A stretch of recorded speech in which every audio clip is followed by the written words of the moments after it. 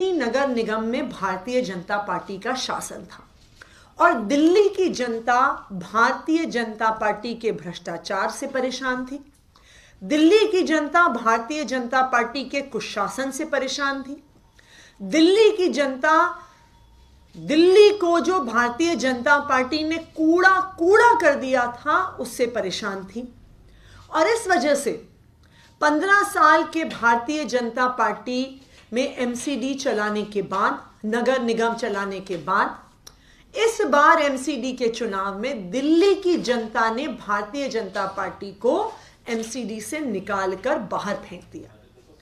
वो एमसीडी में अरविंद केजरीवाल की सरकार को लेके आए, आम आदमी पार्टी की सरकार को लेके आए, क्योंकि दिल्ली के लोग चाहते थे कि दिल्ली एक साफ सुथरा शहर बने, कि दिल्ली में एमसीडी में भ्रष्टाचार खत्म हो, कि लिंटर पे वसूली खत्म हो, कि वो अपने घर से बाहर निकले तो उन्हें हर जगह कूड़ा कूड़ा कूड़ा ना दिखे, कि ये दिल्ली के 3 कूड़े के पहाड़ खत्म हो। और जैसा कि आप जानते हैं, अपनी शपथ होने से पहले ही आम आदमी पार्टी के पार्षदों ने जमीन पर काम करना शुरू कर दिया, इलाकों को साफ करवाना शुरू कर दिया, ढलाव साफ करवाने शुरू कर दिए। तो भारतीय जनता पार्टी के डर्टी ट्रिक्स डिपार्टमेंट को यह हजम नहीं हुआ। उनको हजम नहीं हुआ कि दिल्ली साफ हो रही है, उन्हें हजम नहीं हुआ कि एमसीडी में काम शुरू हो गया है, उनको हजम नहीं हुआ कि दिल्ली में सुधार आ रहा है।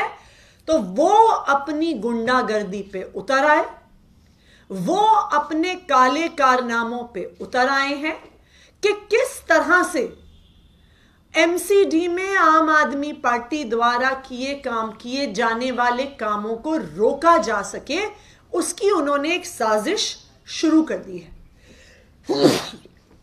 आज उस साजिश के तहत दिल्ली के लेफ्टिनेंट गवर्नर के आदेश पे एक नोटिफिकेशन निकाला गया है, मनोनीत पार्षदों का नोटिफिकेशन।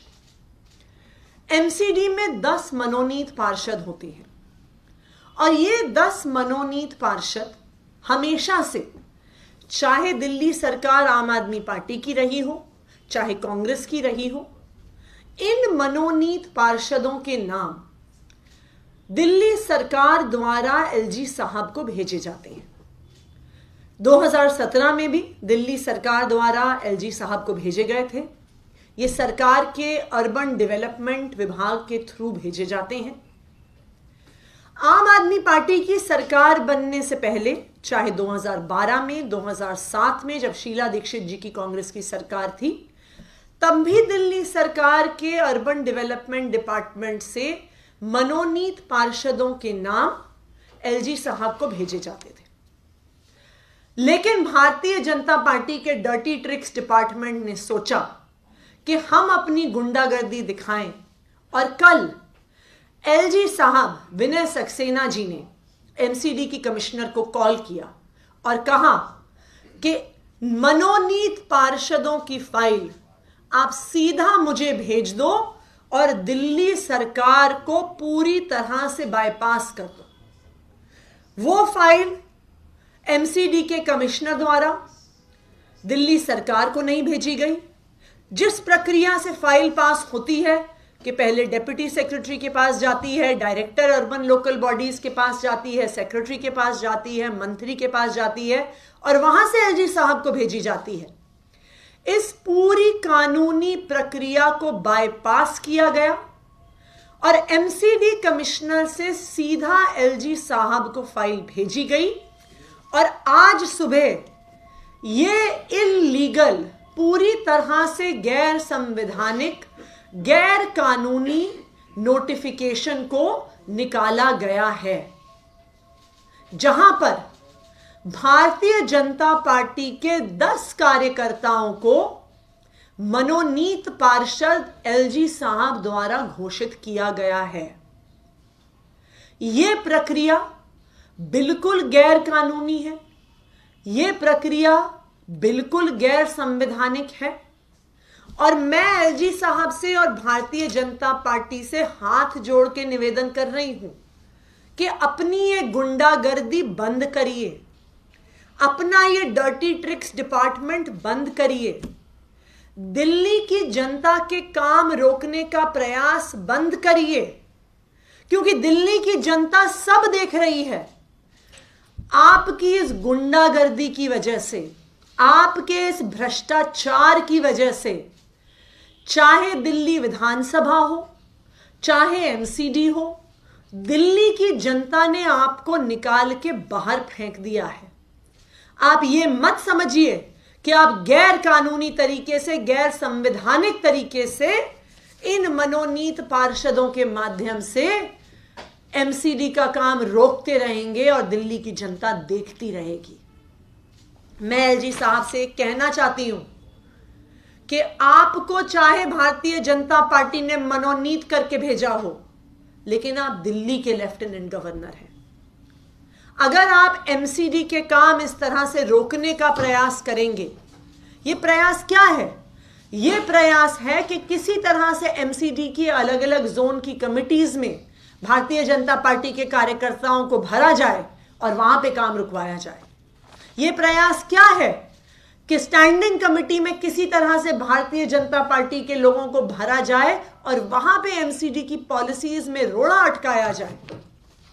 मैं एलजी साहब से और भारतीय जनता पार्टी से ये कहना चाहती हूं कि दिल्ली के लोगों ने अपना मैंडेट दिया है। दिल्ली के लोगों ने एमसीडी के चुनाव में अपना निर्णय दिया है। वो भारतीय जनता पार्टी को एमसीडी से बाहर देखना चाहते हैं, तो आप दिल्ली की जनता के फैसले का आदर करिए, सम्मान करिए, जमीनी तौर पे मेहनत करिए, तो हो सकता है कि दिल्ली के लोग आपको फिर से चुन के भेजें। लेकिन अगर आप इस तरह के गैर कानूनी, गैर संवैधानिक तरीके से गुंडागर्दी करके, सारी प्रक्रियाओं को, सरकारी प्रक्रियाओं को अनदेखा करके भारतीय जनता पार्टी के कार्यकर्ताओं को एमसीडी में भेजने की कोशिश करेंगे, अभी तो कुछ सीटें आपकी दिल्ली विधानसभा में हैं, कुछ सीटें आपकी एमसीडी में हैं, इस तरह की गुंडागर्दी करेंगे तो कुछ समय ऐसा आएगा कि ना दिल्ली विधानसभा में भी आपकी एक सीट बचेगी, ना दिल्ली एमसीडी में आपकी एक सीट बचेगी। धन्यवाद।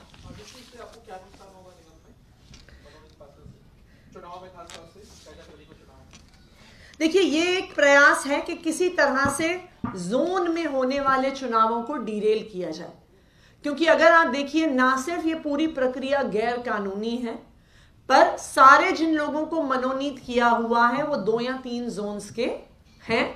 जैसे कुछ खबरें पिछले कुछ दिनों से अलग अलग अखबारों में, मीडिया चैनल्स में आ रही थी। तो ये क्या कोशिश है?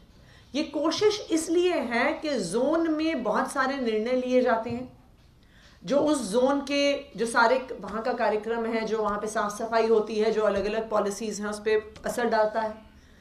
जोन के माध्यम से कुछ मेंबर स्टैंडिंग कमेटी में भेजे जाते हैं, जो पूरी एमसीडी के लेवल के निर्णय लेती है। तो प्रयास ये है कि किसी तरह से वहां पर जाके काम को डिस्टर्ब किया जाएगा, वहां पर अपने लोगों को मनोनीत करके, चाहे जोन की कुछ जोन्स की कमिटीज हो, चाहे स्टैंडिंग कमेटी हो, वहां पे काम में अड़ंगा डालने का प्रयास किया जाएगा। मैम, एक बार थोड़ा और संक्षिप्त में बताइए, अब तक क्या परंपरा रही है मनोनीत पार्षदों को राज्यपाल के द्वारा नियुक्त करने की, और इस बार नया क्या हुआ उसमें? देखिए, प्रक्रिया बहुत स्पष्ट रही है कि दिल्ली सरकार द्वारा मनोनीत पार्षदों के नाम urban development department, urban development ministry के थ्रू, जो एमसीडी का की नोडल मिनिस्ट्री है, उसके द्वारा एलजी साहब को भेजे जाते थे। 2017 में आम आदमी पार्टी की सरकार में भी यही हुआ। उससे पहले 2012 में, 2005 में, 2007 में कांग्रेस की सरकार में भी यही होता था कि अर्बन डेवलपमेंट मिनिस्ट्री दिल्ली सरकार के थ्रू नाम एलजी साहब को भेजे जाते थे। यही प्रक्रिया 20 साल से जब से एल्डरमैन है कानून में अपनाई जा रही थी। लेकिन इस बार एलजी साहब ने कमिश्नर को फोन करके कहा कि फाइल दिल्ली सरकार को नहीं जाएगी, फाइल को सीधा एलजी साहब के पास भेजा जाए, जो कि एक बिल्कुल गैर कानूनी प्रक्रिया है।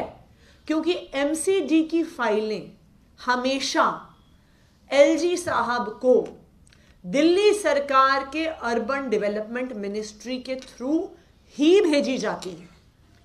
कोई भी फाइल एमसीडी से, चाहे वो मनोनीत पार्षदों की हो, चाहे वो किसी और मैटर पर हो, कभी भी एलजी साहब को डायरेक्टली कमिश्नर से नहीं भेजी जाती है।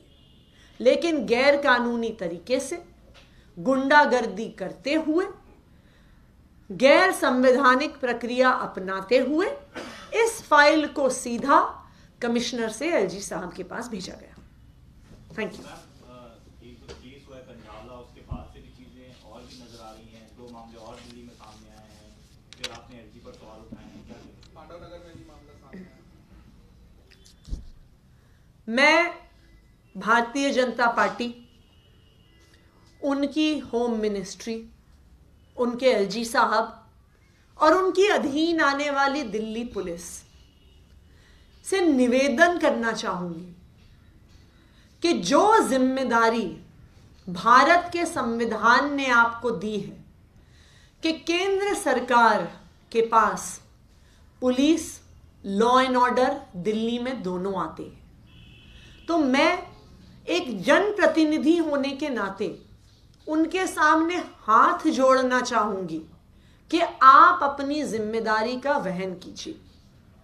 आज भारतीय जनता पार्टी के पास दिल्ली में सिर्फ एक काम है कि वो किसी तरह आम आदमी पार्टी की सरकार के कामों को रोक दे।